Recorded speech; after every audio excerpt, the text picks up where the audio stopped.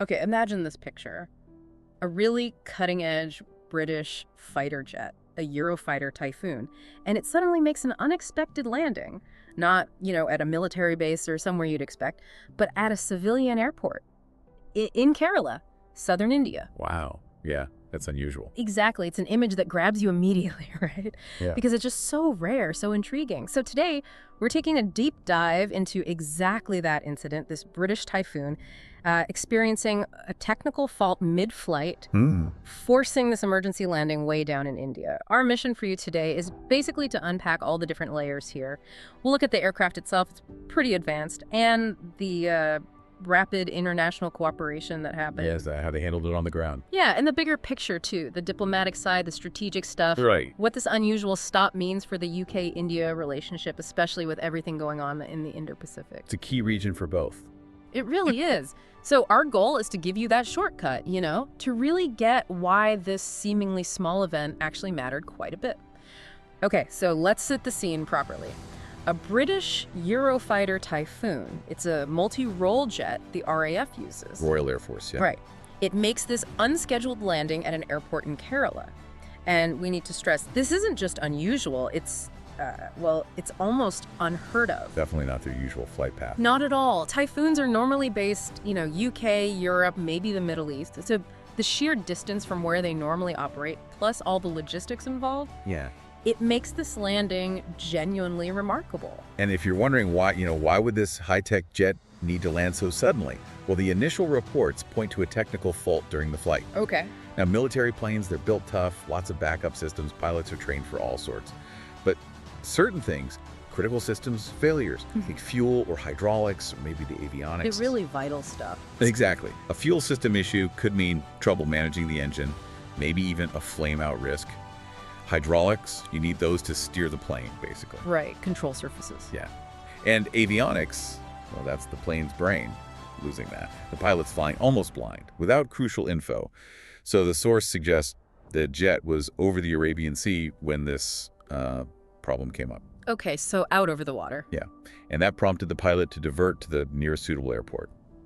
Turned out to be Kerala. And what's really striking then is how quickly everyone on the ground responded. It was immediate, coordinated. Local aviation authorities, the Indian Air Force, the IAF, they were all notified pretty much straight away. And even though the airport folks in Kerala apparently didn't know exactly what kind of plane was in trouble. They just knew it was an emergency. Right. They acted fast. Yeah. Cleared the runway, cleared the airspace, got security teams moving, arranged for inspection. It really was just a rapid on-the-spot collaboration, speaks volumes. But that successful landing, it wasn't just about the Indian cooperation, impressive as that was. It also put a spotlight on the machine itself. Ah, the Typhoon. Yeah, this wasn't just any old fighter jet landing. It was a Eurofighter Typhoon. People say it's one of the most advanced multi-role combat aircraft out there. That's spot on. The Typhoon, it's a joint effort. Yeah. Comes from the Eurofighter consortium that involves the UK, Germany, Italy, Spain. Right, a big European project. Yeah, and it's been a real workhorse for several European air forces since the early 2000s when it came into service. And its capabilities are, well, pretty top tier. Like what specifically? Think agility, high performance. Yeah. It's got this delta wing and canard setup that lets it maneuver really sharply. Plus cutting-edge avionics, advanced radar, M-scan radar, good weapon system. So it can do a bit of everything. Pretty much. Air-to-air combat, air superiority missions, hitting ground targets accurately, even reconnaissance. Very versatile. So, okay, when you think about how sophisticated this aircraft is and where it normally operates, having one make an emergency landing in, well, Kerala? Yeah. It really makes you stop and think. It's not your everyday occurrence, seeing that kind of military hardware touch down at a civilian airport so far from its usual bases. And this whole situation, it really brought the Indian Air Force's role to the forefront, didn't it? Their quick response was crucial. Absolutely crucial. Look, the IAF already has pretty strong links with the RAF and, other NATO countries too. They do joint exercises, cooperate on defense matters. It's an established thing. Like those exercises, Konkan and Indratanus. Exactly, those, yeah. Naval and air exercises, part of this ongoing strategic partnership. Right. So when this happened, the IAF was informed immediately, and they stepped in to help secure the airport, the whole area around it. Right, standard procedure for something sensitive like this. Pretty much. And reports say IAF personnel were actually involved in checking out the plane, assessing the situation once it landed. Obviously, because it's sensitive military tech, the Typhoon was put under really tight security. You had military officials from both India and the UK working side by side, making sure everything was secure, confidential. What this incident really shows, I think, isn't just that they cooperate, but how important that real-time adaptive working together is between allies. Right, not just planned drill. Exactly. It turns what could be a messy diplomatic situation into proof of their readiness. It's like a stress test you could never plan. That seamless coordination is definitely striking. Was it down to specific protocols they already had for this sort of thing, or more about quick thinking on the day? I guess it's probably a mix of both. I mean, there are bound to be some kind of emergency protocols in place between partner air forces, but the speed and smoothness of it all suggests, a really deep level of trust. Established communication lines that let them make decisions fast, on the fly, without getting bogged down in red tape. Yeah.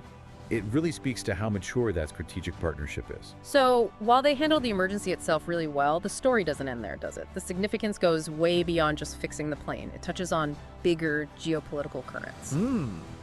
This is where it gets really interesting. Indeed. I mean, okay, it's uncommon, obviously. But an incident like this, it really underscores the defense cooperation that's been growing between the UK and India. It's been building for a while now. It has. They've been deliberately deepening those military ties recently, especially focusing on the Indo-Pacific region. That area is a major strategic focus for both countries now. We mentioned the joint exercises. Hong Kong, Indo-Hanush. Right. And there are ongoing talks about defense sales, technology sharing, that sort of thing. Look at India. It's playing a much bigger role regionally, globally even. And it's actively building ties with Western nations, UK, US, France. Diversifying its partnerships. Exactly. Meanwhile, the UK has its Indo-Pacific tilt. They're very keen to strengthen relationships there, particularly, with China's growing influence in the region being a major factor. So this landing fits into that bigger picture. It does. This accident, totally unplanned, of course, but many analysts see it as a kind of symbol, a practical demonstration of how important that defense cooperation is and how well it can work in practice, an operational partnership signpost. Okay, so stepping back from the immediate fix, this impromptu stopover, what does it tell us about those shifting dynamics, global geopolitics, the balance of power, that kind of thing? Well, think of it like this. It was a real-world test, wasn't it? A test of how deep and how responsive their defense relationship actually is. Right, not just on paper or during planned exercises. Exactly. It showed that cooperation isn't just theoretical. It means reliable, effective help when something unexpected happens. And that kind of thing, even from a minor fault, it subtly reinforces India's image as a capable, reliable partner. There was a soft power aspect? You could say that. Yeah. It boosts the UK's strategic goals in the Indo-Pacific maybe more effectively than, just another official statement could. It's about showing capability and trust in action. And talking about faults, even minor ones. Yeah. This landing, inevitably, it brings up questions about aircraft maintenance, doesn't it? Safety. It does, yeah. You can't avoid that. Look, Typhoons have incredibly strict, rigorous maintenance schedules. They have to. But these are massively complex machines. Yeah. Operating advanced fighter jets, things can go wrong. Mechanical failures, while rare, they happen. Even with the best tech. Right.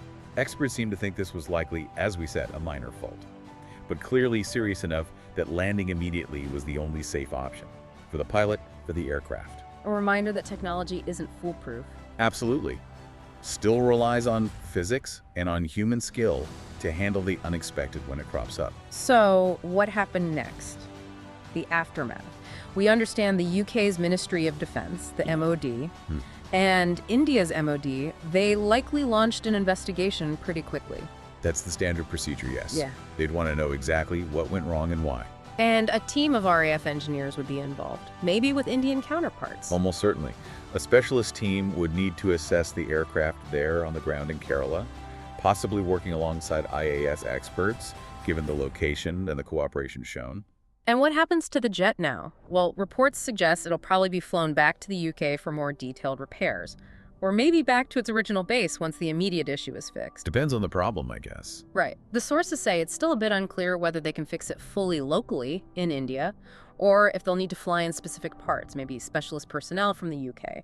These things have very specialized components. And this whole event, it certainly didn't happen in a vacuum. It got noticed. Oh, yeah. In Kerala itself, it apparently generated quite a bit of local media coverage. You can imagine. A fighter jet landing unexpectedly. Yeah, people were curious, maybe a bit excited. It's not something you see every day at your local airport. And it wasn't just local news, was it? International outlets picked up on it too. They did, and they often framed it, interestingly, in the context of those ongoing defense links between the UK and India. Right, reinforcing that narrative. Exactly. And then there was social media, of course, defense buffs, aviation experts. Speculating away. Yeah, guessing about the malfunction, talking about the bigger picture, the military relationship implications. It's interesting how that public curiosity, in a way, becomes part of the story too. Kind of fosters goodwill, makes people aware that India was ready and able to help.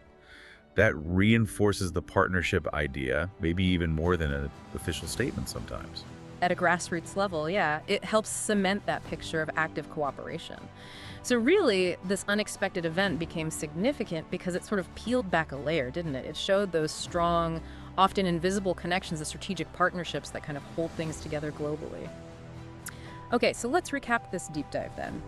We have looked at this pretty extraordinary event, an advanced British fighter jet making an emergency landing way outside its normal zone in India. A real surprise. Definitely. We saw how this technical glitch actually turned into a showcase of really smooth, really effective international military cooperation between India and the UK. Work like clockwork, seemingly. Yeah. And crucially, we talked about the bigger meaning, how it reinforces those strategic ties, demonstrates they can work together effectively, especially in that vital Indo-Pacific region. So here's a final thought for you to mull over. Given how fast this unplanned technical problem turned into, well, a demonstration of strong international teamwork, almost a subtle strategic plus, what does that tell us about those hidden layers? The silent, maybe resilient structures of strategic partnerships that keep our complex world somewhat stable? Structures that often only really become visible when things, quite literally, go off course.